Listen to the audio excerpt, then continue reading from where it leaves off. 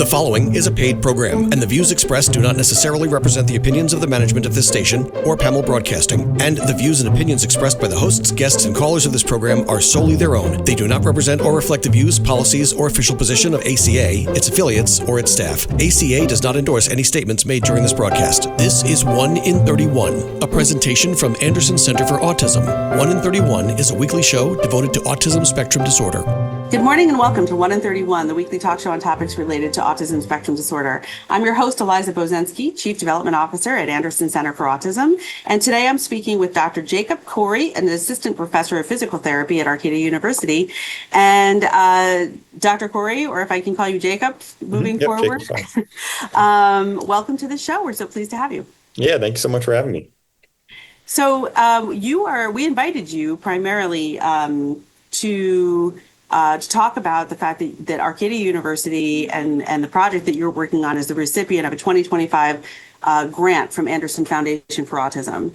You, along with 80 plus other organizations, submitted grant proposals, and we were thrilled to review them all. And yours stood out as being really interesting to the grants committee, and there was a lot of discussion around the projects that you're working on, and also the fact that in that huge mix of again 80-something proposals, there were really a very small handful of universities that reached out to us. And so we really liked that idea. Our grants committee, I don't vote, but the grants committee members who do vote were very interested in the alignment between Anderson's mission to optimize the quality of life for individuals and what's going on at the college and university level. So I'm hoping that in our conversation today, you can help shed light for our listeners on what that alignment is, why you feel it's important, and how you and your team are approaching that work. So we'll try to get there. Let's start though with a little background on who you are and how you got to be where you are now and what you're doing. Yeah, definitely. So I am a physical therapist by training. And so I went to University of Delaware, got my doctorate of physical therapy around 2023. And then I also at the same time was completing a doctorate of philosophy with a focus on developing novel motor interventions for autistic individuals or neurodivergent individuals with Dr. Anjana Bhatt at University of Delaware. And so I just finished that up this past summer. And one of my big interests that kind of stemmed from my undergraduate degree, which was from Penn State and is in kinesiology, is in community programming and promoting community wellness for individuals with diverse ability levels. So I have a nonprofit program that's based out of the State College area that provides some free wellness classes. And so in my new appointment at Arcadia University, which I began this fall, I have the exciting opportunity to be able to start to develop my own line of research, which is specifically going to be focusing in on that community wellness piece and promoting more physical activity and physical activity participation for neurodivergent individuals and autistic individuals, because we know it's an area that many individuals don't have access to inclusive physical activity opportunities, and it really leads to a lot of health sequelae that really impact overall quality of life and long-term health, as well as ability to participate in other areas of day-to-day life, like vocational activities, for example, when you start to get to that transitional age and want to begin to go into work. Great. You've said that before, it sounds like to me. You got that background perfectly done. But I already have several questions. So I want to, if you don't mind. Not at all. It seems that at a relatively young age, you knew you had an affinity for working with this population. Was there something that you experienced as a young person or somebody in your community that sort of touched your life that you got to sort of observe and say, wow, I can really see this gap for this person that I care about or that I know for some reason, or was it just through your schooling that you kind of were introduced to it? Yeah, I mean, that's a really good question. So growing up, both my parents were in the health service related field. My mom specifically worked with group home programs and really worked a lot with individuals with diverse needs, intellectual and developmental disabilities. So growing up, I was always around that. Going into college, it wasn't something that was kind of at the forefront of my thoughts of what I was going to do when I grew up and when I graduated. But actually, through an extra credit opportunity as an undergrad in college, as a freshman, I started to volunteer with a life skills program on campus. Yep. And it was really that opportunity that initially started out only because somebody offered it as, hey, if you go here, try this out. It's something that you get extra credit for. I thought I was, okay, I'm going to go in, do my hours of volunteering and be done with it, and absolutely fell in love with working with that group and have still friends that I see on a weekly basis on Zoom or go to State College and visit with them throughout the year that were in that program. And it was in that program that I would be sharing with them experiences that I had about playing on IM sports leagues or going to the gym with friends and hanging out with some of my friends that were at Penn State and not in the life skills campus classroom.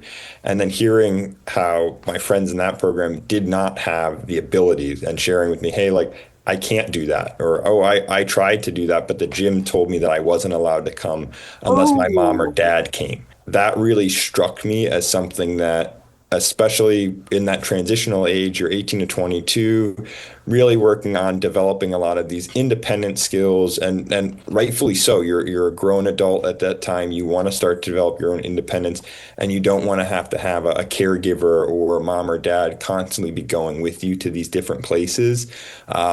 Not to mention the benefits that you get from physical activity, even beyond the physical health aspects, just the socialization piece and the mental health aspects of being able to have a location where you can go and move and express yourself through movement is super important to me. And that kind of drove all of my research interests and a lot of my interest in physical therapy now. I'm a school-based physical therapist, so I work a lot of times on promoting participation and engagement within the school day, and then working with our students that are in that transitional age of making sure they can have vocational activities along with community wellness opportunities for them to participate in during their time at school, but especially after graduation, to continue to promote their physical and mental well-being. That's great. That really rounds it out for me, because you've obviously got the training and the educational background, but just this is why sometimes, even though no one else will be able to see your image because we're on a Zoom call right now, this is kind of why I like to keep the camera on, because your face changed. You lit up in a different way, and certainly smiled a lot when you were talking about that other aspect of how you came to focus in on this particular area of work. Isn't it great? Well, it's sort of heartbreaking when you hear those stories of the gym told me I wasn't allowed. I'm 19 years old and I'm not allowed to come to the gym without my mom or dad. Like that's so like disparate from what it should be. It doesn't make sense, and it can be an immediate and long term for a lot of people. It can be a very long term sense of don't try again. We hear that a lot, right? And when we talk with families that it only took one or two no's for my child to stop being interested in doing that. Or the family themselves to be stop being interested in it. But isn't it also amazing when you see what a difference just some small tweaks sometimes for inclusivity, especially when it comes to sports or physical activity, can do for someone's mental health, well-being, social openness, communication even.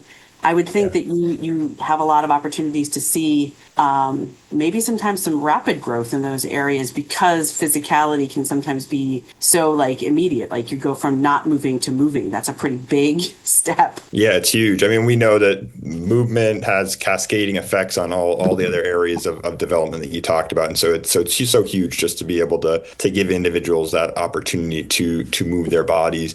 And then also the other area that the grant and the project will end up supporting is also training future healthcare professionals and future wellness professionals on how to work with and program inclusive programs for individuals with diverse needs, to hopefully reduce the amount of barriers to accessing healthcare and different wellness opportunities for neurodivergent and autistic individuals, because I think it's not necessarily that gyms want to be exclusive, but I think there's a lot of stigmas and fears about letting neurodivergent individuals or individuals with disabilities into your facilities, that individuals just haven't had that experience yet. So that's another big piece of this project that I'm sure we'll talk about once we get into that as well.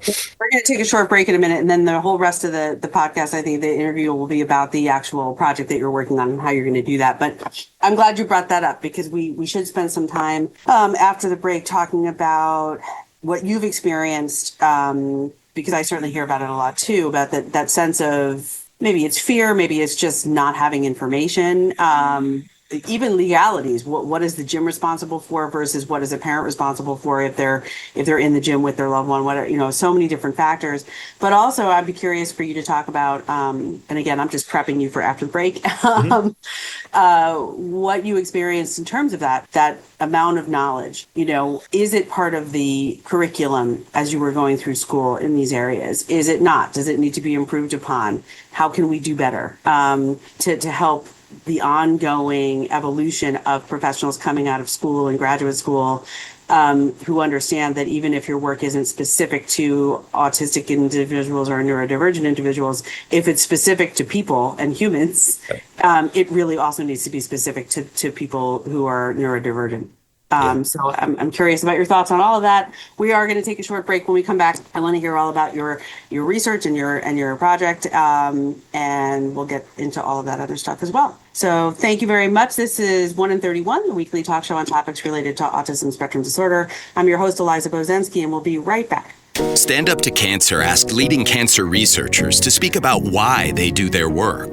Two words come to mind for me. One is responsibility, the other is purpose. It's just so inspiring to do research that impacts human lives. Stand Up to Cancer has been a critical partner in advancing research for cancer. Cancer research saves lives. So please help us fight in this battle against cancer. Be a part of the team that ends cancer at standuptocancer.org. I'm Angela Bassett. As a first responder on screen, I know what it means to act fast in an emergency. In real life, the same urgency can save lives, especially when it comes to food allergy. For 33 million Americans, one bite can cause a life-threatening reaction. Now, there's a needle-free option, a new way to carry epinephrine. Know the risk, know the options. Be ready to act. Learn more at foodallergy.org/ready to act. And now 1 in 31 continues on 100.7 WHUD. This is a weekly community affairs presentation from the Anderson Center for Autism. Welcome back to 1 in 31, the weekly talk show on topics related to autism spectrum disorder. I'm your host, Eliza Bozensky, and I'm talking with Dr. Jacob Corey, who's an assistant professor of physical therapy at Arcadia University, and a recipient of a 2025 Anderson Foundation for Autism grant to support some really exciting work that he's going to be doing. As a reminder, before we get back in with Dr. Corey, if you are listening and you're interested in learning more about Anderson Foundation for Autism and our external grant opportunities, there is a sign-up link on our website, andersoncenterforautism.org right now, where if you sign up, you will get on a list to get information when we open the 2026 proposal period, and it'll include information about upcoming deadlines as we have those available. So just a shout out to anybody who's interested in following Dr. Corey's lead here. All right, Jacob, let's jump into it. You got some funding from us. You may have gotten funding from other entities as well. What is your plan? What are we working on here? Yeah, and so the project title is called Stretch ARC, which stands for Supporting Training, Rehabilitation, Empowerment, Transformation, Community, and Health at Arcadia University. And so it's a big title that's got a lot of different moving pieces involved in it. But the biggest thing that it's looking to do is overall, at the very end of the day, develop a community wellness program for neurodivergent and autistic individuals to be able to have a location where they can go express themselves through movement, continue to foster and or make different friends that they may or may not have had, and also serve as a location where our students here at Arcadia can go and volunteer, as well as learn how to program different wellness and physical activity opportunities for autistic individuals and get that exposure. So it's definitely the funding that I've gotten from Anderson here is going to support the initial phase of the development. So it's going to support it's going to support the initial needs assessment. And so on Arcadia's campus, I'm very lucky, and one of the reasons I was so excited about the job opportunity here, beyond how focused Arcadia is on already being inclusive and focusing on giving back to their community, they have a specific school on campus called the Step Up Academy, which is a school specifically for autistic individuals and children that need more support. And so they go from preschool all the way to 12th grade, so that preschool all the way up until 22 years old. And they're very excited about this collaboration opportunity to create a wellness program for not only their students, but also fellow alumni of their program and community members local to our Glenside and Philadelphia area that would benefit from a community-based physical activity program like this. And so this will support some interviews that we're going to do and some focus groups with some self-advocates and students from a Step Up Academy, as well as caregivers and autistic support providers, such as health providers like physical therapists, occupational therapists, speech therapists, for example, as well as the educators and aides that may or may not be in their classrooms. Wow. Okay. So there's a lot there. I did not realize, I don't think that there was a pre-K through 12th grade school called Step Up Academy on the campus. So that's really fantastic. But I guess as I'm listening to you talk, I feel like this project is going to, it seems to me like the goal here is to positively impact the people who are experiencing the outreach and the experience, but also you have this whole group of, you just listed like 5 different professions who are ideally also going to benefit from being a part of this. So is it totally balanced? Is there one side over the other that you're hoping to impact more greatly? Yeah, I mean, I would definitely say that just coming from my background with community programming, my focus is definitely on the individuals, so the autistic individuals and self-advocates, and making sure that this is a program that they have the opportunity to provide their voice and input into what they want it to become. Mm-hmm. And then once we have an idea of, okay, what are the interests of our community, what would they like to see in this community wellness program, then it's going to be figuring out, well, now how can we utilize resources that we have at the university, like our student body and our student population, to incorporate them within this program, and therefore also benefit them by giving them experiences such as being able to program and design physical activity classes for the group, or being able to program and design wellness seminars that the group may be interested in learning more about, getting different professionals from the area that may be interested in volunteering with the program more involved, so that we could really make sure that we're providing a holistic type of care model within the wellness program.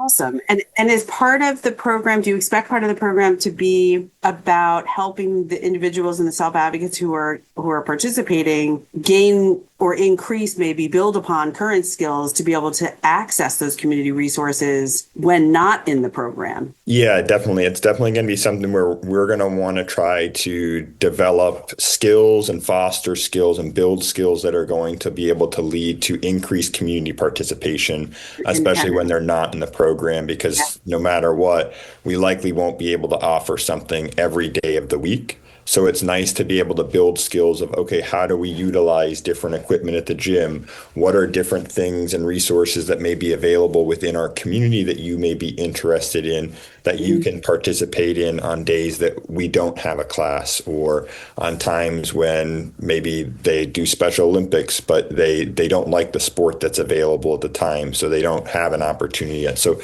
how do we build these skills to really lead towards a life of lifelong wellness and physical activity to really promote that improved overall quality of life and participation within the community? That's so great. And I like the fact that you're combining kind of all of those things into, together, because there's a lot of good ideas out there, which is admirable. But when you just focus on one aspect and you leave out those other skills, namely the ones where somebody can go from feeling excluded just by way of, I don't know, or I'm scared, to go ask, or to introduce myself, or to make a phone call.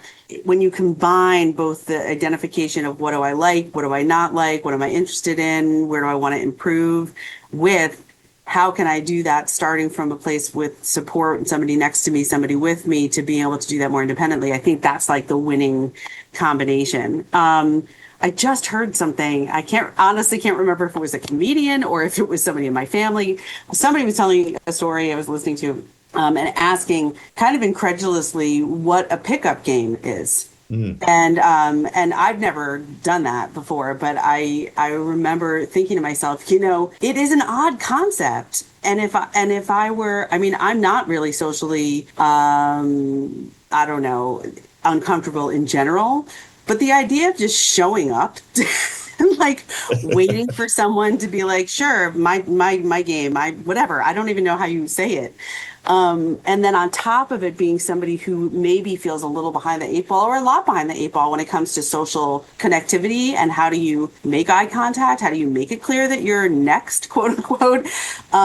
It is a foreign idea. It's bizarre, and it would be a turnoff probably, unless there was somebody who was like experiencing it with you until you got to a point where, hey, this is something I really might enjoy. Not to say that that's one of the things that's on your list, but it made me think that if I didn't have some level of comfort interacting with strangers, or I'd had negative experiences with that would be something completely off my list, never to be thought of again. Yeah, no, definitely. So I like that that you're combining all that. Another question, you talked when you were talking about your own background about the organization that you volunteered at when you first went off to school. Is any of this work connected to, at least a little bit, to the idea of wanting to sort of recreate more of those types of opportunities in communities? Yeah, definitely. I mean, and it's one of those things where having that initial experience in that life skills classroom led to the development of my nonprofit program. And now the nonprofit that I run, this is very similar to that. And this is, again, wanting to create another opportunity for individuals now within this Philadelphia community to be able to participate in a similar type of wellness program that I know many of my friends in State College enjoy a lot. And then those that join us on Zoom from across the country enjoy it. So it's really definitely would stem from kind of those interests in creating more participation opportunities. And then one of the big areas I'm interested in with my research agenda is really trying to develop kind of a model that other institutions would then be able to take and follow for how could we do this at another organization or another program that had the resources, so that it's something that can be replicated if others are interested. Great. I love that. And we're not going to have time to get into what's missing in terms of curriculum right now, or where we can improve on that, because we have to finish up. But so this is really meant to be, it's personal, it's a passion of yours, it's really impactful directly to individuals, but also this sort of additional layer of impacting professionals and emerging professionals in various fields. It's something meant to grow. Where can listeners go to get more information about your nonprofit, about your work, about you? Where would you send them to learn more, maybe get involved? Yeah, so if you want to learn more about my nonprofit program, that's going to be happyvalleyfitlink.com. And then to learn more about myself, my research agenda at Arcadia University, you could search my name on Arcadia University's website, and there will be more information coming on the Stretch Arc project as we begin to develop it more and as we put together our community stakeholder group and start to collect some data. So that's definitely stuff that is coming and in the works. That's great. So that's happyvalleyfitlink.com. And checking out Dr. Jacob Corey at Arcadia University's website for more information. It's really been a pleasure getting to know you. I'm thrilled that you found us and that our grants committee made the decision to support your this program, and I know that we will be hearing more about it. So maybe as you get it going, or towards the the end of whatever the next couple of phases, you can come back and tell us what happened and how it went. Yeah, I definitely will, and thank you again. I'm absolutely honored. So is Arcadia University for being selected to be an awardee of the grant. So we really appreciate it. Well, it's our pleasure, and it's part of what Anderson Foundation for Autism's mission is, which is to optimize the quality of life for individuals with autism. And we do that here at Anderson every day, but we also have now found this new way to support other organizations doing that in their own way. So we wish you the absolute best of luck. Thank you so much. All right. You're welcome. This is 1 in 31, the weekly talk show on topics related to autism spectrum disorder. I'm your host, Eliza Bozensky, and remember, Anderson cares. You've been listening to 1 in 31, a weekly presentation from Anderson Center for Autism. Join them for another edition of the show next weekend.